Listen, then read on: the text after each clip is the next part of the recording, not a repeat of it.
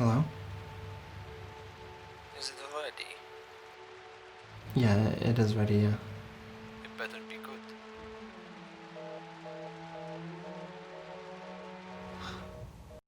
Hey everyone, welcome back to the channel. Today we'll be looking at fundamental one light setups that you can use for your filmmaking, interview setups, YouTube channels, and more. And this is going to be the first part in a series of lighting videos that I'll be making. As recently on Instagram and Twitter, I've had quite a number of messages because I've been experimenting with my YouTube setups.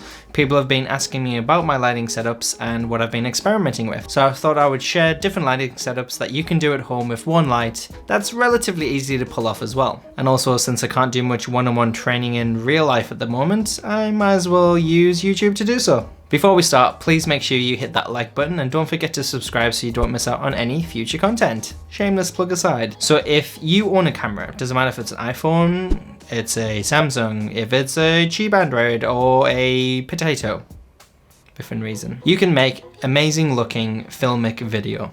And the way to do that is to understand the fundamentals of lighting and the reasons and the theories behind why you're doing what you're doing. But that'll be in a future video. Otherwise, it's just manipulating light to get a look or shadow or depth in the image that you're after, to convey the mood. And to be honest, good quality film is never about the actual camera gear. Mostly it's about light and good audio. And that you can do on a budget, whether it's a cheap LED work light that you can buy from places like Bunnings or other hardware stores, or something that I'll be using today, which is the Godox SL60 watt. I've also got the VL150, but I'll be using the SL60 watt in this video. With just a bit of creativity, you can pull off amazing looks. You know, with a bit of creativity, a t-shirt, a light stand, a bit of unbleached muslin, you could probably pull off even nicer looks than this. And another thing I'll probably mention before we start looking at the setups today is the main light that we'll be looking at today is the key light. So we're looking at easy to do key light, one light setups. That's a mouthful. Let's begin.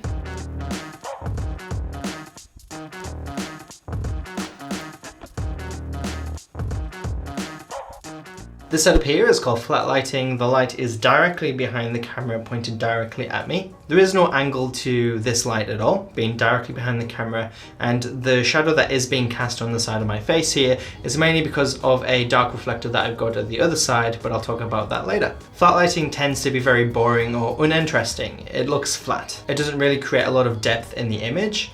And, you know, basically just looks like any household light that you would have lying around. However, if you really do want to use this kind of a setup, I do recommend using quite a bit of diffusion to try and soften the light out quite a lot.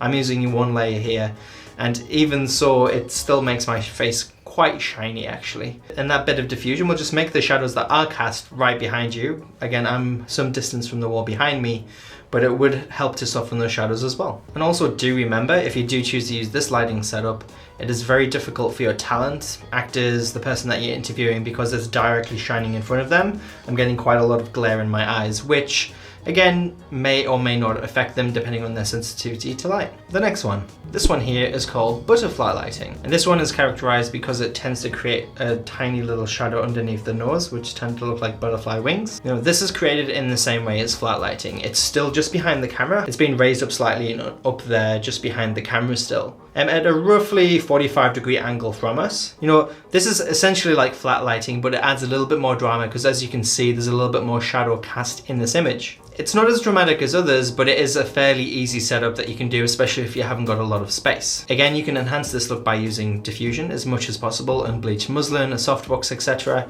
And you can also use negative fill to help create a more shadowy look. On to the next one. This next setup is called loop lighting. This one's a staple for portraits, and it makes it a great setup for lighting people who are talking directly to the camera, or actors doing over-the-shoulder shots, for example, even corporate videos, interviews, music videos, etc. This one's identified by a small shadow just to the side of the nose there. It's kind of pointed downwards towards the talent's cheek. Or down towards their chin, depending on the angle on which they're looking. Again, this is fairly close to flat lighting still, as in the sense that most of the face is still illuminated. But it does have that extra depth because of the shadows that it's casting on the face. In terms of setup, it's very similar to the loop lighting setup that we spoke about before. It's just been inched over slightly by about, I would say, 20 to 30 degrees roughly. Still up at a 45-degree angle pointed downwards to us to cast those lovely shadows.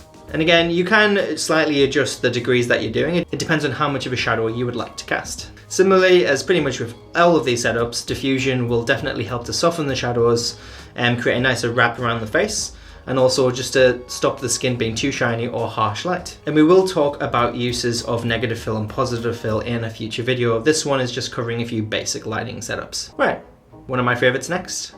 Rembrandt lighting. We're getting a little bit more dramatic now. Rembrandt lighting is very characteristic of narrative film, and it's a staple in portrait photography, cinematography around the whole world. Because it's very capable of producing images that are very natural to the human eye, they don't look created or crafted. They just look like they should be there, rather than trying to force light into the scene. And the best thing of all, you can achieve this kind of a lighting setup with the minimal of equipment. Again, this one's similar to loop lighting, but it's been shifted over to around about 45-50 degrees now. Again, same thing, it's pointed down towards me. The shadows that Rembrandt lighting casts are a lot darker. They give a lot more depth to the image. A lot more shadow is cast on this side of the face now. And as you can see this kind of triangular pattern just on my cheek here. If you want to know that you've done Rembrandt lighting correct, you just have to look for this triangle pretty much. If you want to add more depth or more shadow or more light to the scene to affect the mood of the scene, and again that's something that we'll talk about in a future video as well, you can use a second light, but since we're doing a one light setup in this, I think this one looks pretty good. It's actually the primary setup that I used at that little microfilm that I did at the beginning as well. If you want to add a bit more shadow or add a bit more light with just one light, you can use a reflector, a white piece of material, white foam core. If you want to use some negative fill to add some more shadow, you can use some black material, black foam core, a black t-shirt, and stick it to the ceiling with gaff tape. Again, this is called bounce, and again, if you use white material to the side here, it would just bounce that light into my face and light the side of the face using one light. Same with black material. If you use black material here, it's gonna not allow that light to bounce. It's gonna absorb that light into the shadow and it's not gonna bounce onto your face. You can use Rembrandt lighting pretty much for anything narrative related. Moody documentaries, music videos, pretty much anything, as it's a go-to in the industry. And the next one. This next one is called split lighting. This one is a technique that helps to create a lot of drama in the image. It adds a lot of shadow and a lot of depth to the image as well. This one's called split lighting because essentially you are carving the talent's face in half with shadow and light. This kind of lighting can create very evocative imagery. So very moody pieces or pieces that have an emotional depth to them. And this contrast of shadow and light can really help to enhance the mood or the emotion of a scene depending on what you're after. We'll actually talk about this in a future video actually.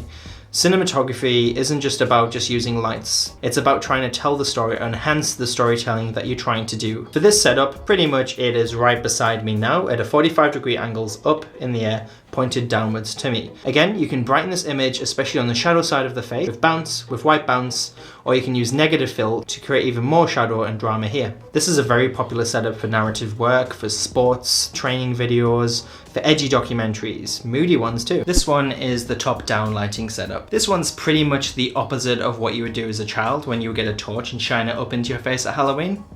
Just me? This one is raised directly above the talent and pointed directly down, casting those extreme raccoon eye shadows underneath my eyes. This one is a very dramatic setup as well, but this one is not really flattering and actually adds a lot of menace or moodiness to the scene as well, very similar to the split lighting setup. Again, you always have to think as a cinematographer how the lighting is affecting the mood of the scene or the message that you want to tell. You see, this one is a very popular setup in music videos, in interrogation scenes, etc. This one isn't very natural looking, but it definitely affects the intensity of the scene. And I would say you definitely need a C stand if you want to pull this off.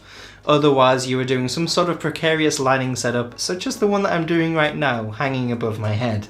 Just remember, whichever lighting setup you're choosing to use for a specific video, for a narrative film that you're shooting, for a documentary, for an interview, you always have to think about the cinematography. You always have to consider the emotion or the mood that you're trying to tell and how it fits into the story in that moment. You know, shooting a video where the person is talking about their experiences in the World War and their scary experiences or haunting experiences, choosing a lighting setup that's a bit moodier or a bit darker, or casts a bit more shadow or makes a little bit more depth in the image may actually enhance that story that they're trying to tell because it's conveying the emotion of the scene. Similarly, if you're shooting a narrative video or a brand video for a beauty product. You probably want less drama and you want it to be as clear and concise as possible. You'll probably choose something that's a bit flatter or something that's a bit brighter, again, to convey the message and the identity of the brand. And again, like I said at the beginning of the video, in a future video we'll be looking at how lighting can be used to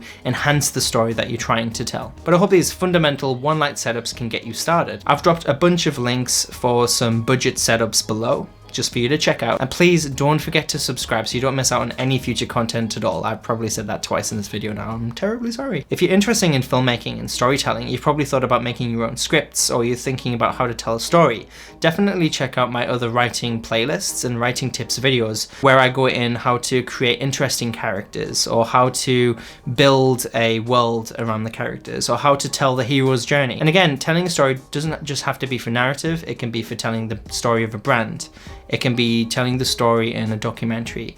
It's not just narrative. And also, please like this video if you thought that this was helpful at all to you today. And also, please feel free to drop down a comment below. I would be interested and thrilled to see what you think. Also, if you want more examples of the types of films that have used these different lighting setups, feel free to type the name of these lighting setups in Google, and you'll be able to see what kind of cinematographers and films and TV shows use these setups, as well as photographers have used these setups to create specific kinds of imagery. And feel free to save those references. That's what I do. That's how I learned all this, is by just constantly analyzing my favorite movies, TV shows, and watching videos of other creators who were working in the industry, and trying to understand why they're doing certain things, and saving screenshots, creating a catalog of the kind of looks, creating a lookbook, as it were. Even if you're just a director rather than a cinematographer, it will help you convey and communicate your needs a lot more efficiently on set. Also, if you think there's anybody that could gain anything from this video at all, please feel free to share this video, as I'm trying to build a community of people who truly want to learn and get better at telling stories, whether that's for writing, filmmaking, script writing, or more. I hope this one was good. It was a bit of an experiment, and I'll see you in the next one.